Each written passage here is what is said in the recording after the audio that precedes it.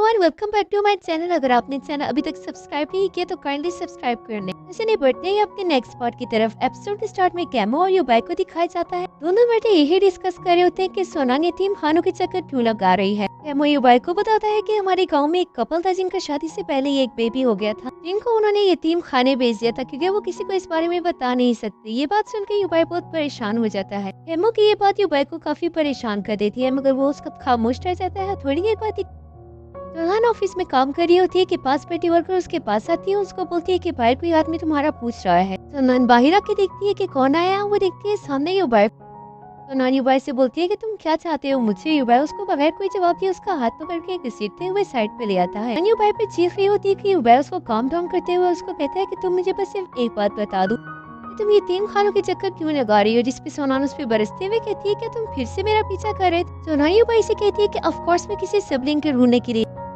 तुम कुछ ज्यादा ही सोच रही हो और तुम बिल्कुल भी टेंशन ना लो। मेरा कोई बेबी नहीं है जिसको मैं यतीम खाने में छोड़ के आऊँ। युबाई उसको समझाते हुए कहते हैं देखो अगर कोई मसला है तो तुम मुझे बता सकती है। जिसपे सोनान उस पे बरसते हुए वहाँ से चली जाती है। नेक्स्ट सीन में सोनान को दिखाया जाता है जो कि ऑफिस से निकलते हुए घर जा रही होती है कि सामने से मिस्टर जू आ जाते हैं। मिस्टर जू उसको बोलते हैं कि अगर तुमने घर जाना है तो मैं तुम्हें ड्रॉप कर लूंगा और इस चीज के मैं तुमसे बिल्कुल भी पैसे नहीं लूंगा। वो दोनों खड़े यही बातें कर रहे होते हैं कि सामने से युबाई आ जाता है। युबाई आपके इन दोनों के दरमियान में खड़ा हो जाता है। युबाई और मिस्टर जू हेलो हाय करते हैं, जिसपे मिस्टर जू को बोलता है कि कांग ने बताया था कि तुम काफी टैलेंटेड हो, मुझे लगता है कि हमें किसी दिन मिलकर काम करना चाहिए। जिसपे युबाई बोलता है कि अभी तो मुझे काम है और मुझे जाना है। वो उसको इसी तरह ही छोड़ के चला जाता है। मिस्टर जू को देखते रह जाता है। मिस्टर जू और सोनान वहाँ खड़े होते हैं कि सामने से मिस्टर जियांग।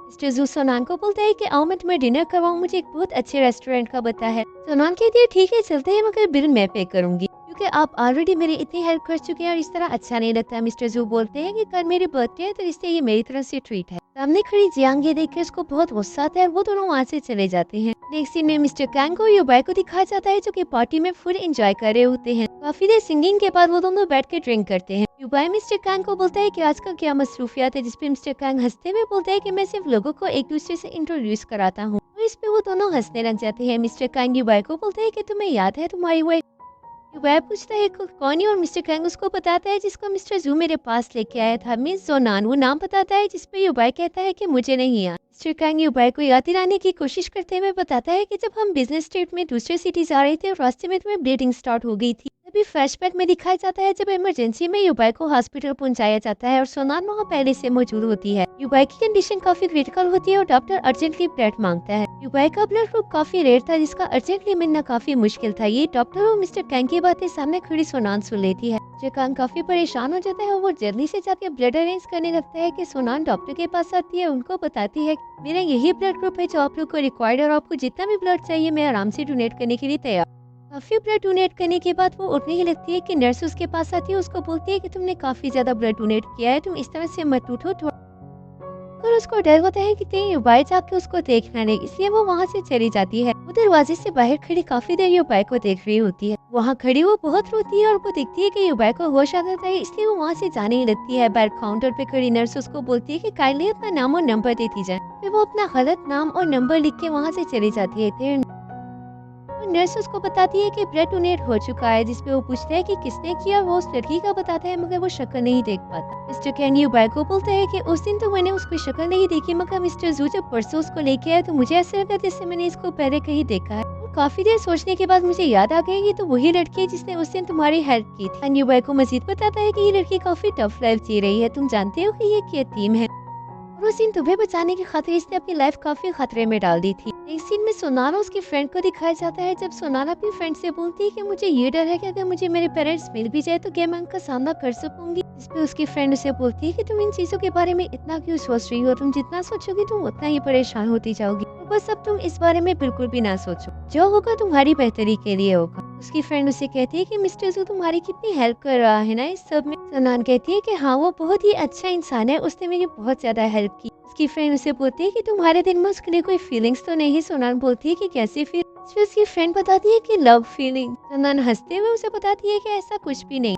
सोनान अपनी फ्रेंड को बताती है कि युबाई को पता चल गया कि मैं यतीम खानों में जाती। ये फ्रेंड काफी हैरानी से उसे बोलती है कि यह बंदा तुम्हारे साथ तो ग्लू की तरह चिपक गया है। जान छोड़ने को ही नहीं आ रहा, जिसपे सोनान उसे बताती है कि उसको लगता है कि मेरे पास उसका बेबी है जिसको मैं यतीम खाने छोड़ के आई हूँ। सोनान दिन ही दिन में सोचती है कि काश ऐसा होता, मगर ऐसा नहीं है, अब शायद ये कभी भी ना हो। इसके बाद युबाई को दिखाया जाता है जो कि गाड़ी एक घर के सामने रुकता है और वो दरवाजे पे नॉक करता है। वो बाहर खड़ा वेट कर रहा होता है और इसी दौरान वो सोचता है जब एक मत उसके घर पे सोनान और उसके पेरेंट्स के साथ वो डम्पलिंग्स बना रहा था और उस दौरान वो दोनों काफी हंसी मजाक भी कर रहे होते हैं। इसके बाद दिखाया जाता है जब वो सोनान और उसकी फैमिली के साथ डिनर उधर बाहर ही खड़ा इस सब के बारे में सोच रहा होता है, उसको बहुत अच्छा भी लगता है। नेक्स्ट सीन में मिस्टर जू को दिखाया जाता है जो कि तेज बारिश में अपने ऑफिस से निकलते हुए पीछे से मिस जियांग उसको आवाज देती है और उसको बोलती है कि आपके बर्थडे गिफ्ट। इसको वो लेने से इनकार कर देता है, उसको बोलता है कि थैंक यू सो मच, मगर मुझे नहीं चाहिए। वो वहाँ से चला जाता है। मिस जियांग उसको पीछे से काफी आवाजें देती है मगर वो उसको इग्नोर करती है।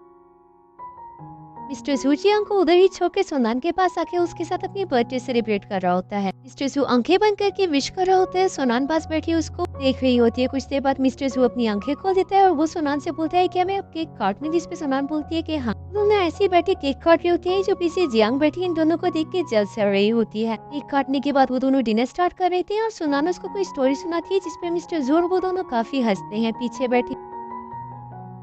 मिस जियांग ये सब देख रही होती है, उसको बहुत बुरा लगता है। वो पर्स से अपना गिफ्ट निकाल कर उसको दूर फेंक देती है। सोनान मिस्टर जू वहाँ से डिनर करके बाहर आ रहे होते हैं जब सोनान कहती है कि ये काफी अच्छी जगह है, मैं यहाँ पे फर्स्ट टाइम। हाँ, मुझे भी ये जगह बहुत ज्यादा पसंद है, मैं अक्सर यहाँ पे आता रहता हूँ। वो दोनों गाड़ी में बैठने ही रखते हैं कि पीछे से एक आदमी आता है। उसको बोलते हैं कि आप मिस सोनान है। सोनान उसको बोलती है कि हाँ मैं ही हूँ सोनान। वो उसको एक कागज पकड़ाती है, उसको बोलता है ये आपका पैकेज है। वो सोनान के फेस पे रसीद करता है। पास ही मिस्टर जू खड़ा होता है और वो देखते हैं कि उसने सोनान को इतने जोर का थप्पड़ मारा। वो उसके पास आता है मगर वो आदमी वहाँ से के बाद वो सोनान के हाथ में पकड़ा कागज पकड़ते हैं और वो देखते हैं कि इसमें क्या लिखा हुआ है। उसमें लिखा होता है कि सोनान को एक जोरदार थप्पड़ दे मारो। मिस्टर जू सोनान को कहते हैं कि तुम गाड़ी में बैठो, इसको तो मैं बाद में देख लूंगा। और वो गाड़ी में बैठ के वहाँ से चले जाते हैं। मिस जियांग पीछे वो ये देख के काफी इंजॉय कर रही होती है और ये सारा किया दर्द मिस जियांग का ही होता है। इसके बाद युबाई को दिखाया जाता है जो कि अपने फ्रेंड के साथ बैठे डिनर कर रहा होता है। उसका फ्रेंड उसे बोलता है कि तुम्हारा काम तो बहुत अच्छा जा रहा है, मगर जब हम दोनों को बिजनेस में लॉस हुआ था तो हमने ही डिसाइड किया था कि हम अब काफी सिंपल लाइफ जिएंगे। मैं और मेरी वाइफ इस सिटी में शिफ्ट हो गए और हम बहुत खुश और सादे जिंदगी जी रहे हैं। हमारा एक छोटा सा बेटा है, वो अपनी बेटे की पिक्चर युबाई को दिखाता है। युबाई बोलता है कि कितना क्यूट है। युबाई उससे बोलता है कि तुम कभी सोनान से मिले हो, जिसपे वो कहता है व्हाट अ कोइंसिडेंस। सोनान तो मेरी वाइफ की क्लास फेलो थी और मेरी वाइफ कहती है कि सोनान काफी मुश्किल में उसका बाप बहुत घटिया इंसान निकला था। वो जुआ खेलने और काफी गलत कामों में लग गया था। उसकी माँ बीमार थी और बेड पे पड़ी हुई थी। उसकी माँ बीमार थी और उनके पास मेडिसिन लाने के लिए भी पैसे नहीं थे। उनकी बहुत मुश्किल लाइफ थी। उसके बाप काफी गलत कामों में इन्वॉल्व था जिसकी वजह से उसको जेल हो गई थी। और टाइम पे इलाज ना होने की वजह से उसकी मदर की भी डेथ हो गई और सोनान पीछे अकेले रह गई थी और वो काफी मुश्किल। यार तुम्हारा उससे कांटेक्ट नहीं, लेकिन भूल जाओ, जो हो गया वो हो गया। और वो लोग ड्रिंक करते हैं। मिस्टर जरूर सोनान को ड्रॉप करते हैं। वो उसको बोलता है कि तुम जाओ, मैं ऊपर नहीं आ सकता। सोनान गाड़ी से उतरते हुए मिस्टर जी को थैंक यू बोलती है। मिस्टर जी उसको बोलते हैं कि तुम थैंक यू क्यों बोल रही हो, मैं तो तुम्हें ठीक से प्रोटेक्ट भी नहीं कर सका। सोनान बोलते हैं कि नहीं ऐसी कोई बात नहीं, मैंने आपका बर्थडे स्पॉइल कर दिया, उसके लिए सॉरी। सोनान कहते हैं कि नहीं ऐसा नहीं है। वो वहाँ से चली जाती है। उसके साथ ही हमारी ये एपिसोड एंड हो जाती है। और अगर आपको ये एपिसोड अच्छी लगी तो काइंडली मुझे कमेंट सेक्शन में जरूर बताएं। थैंक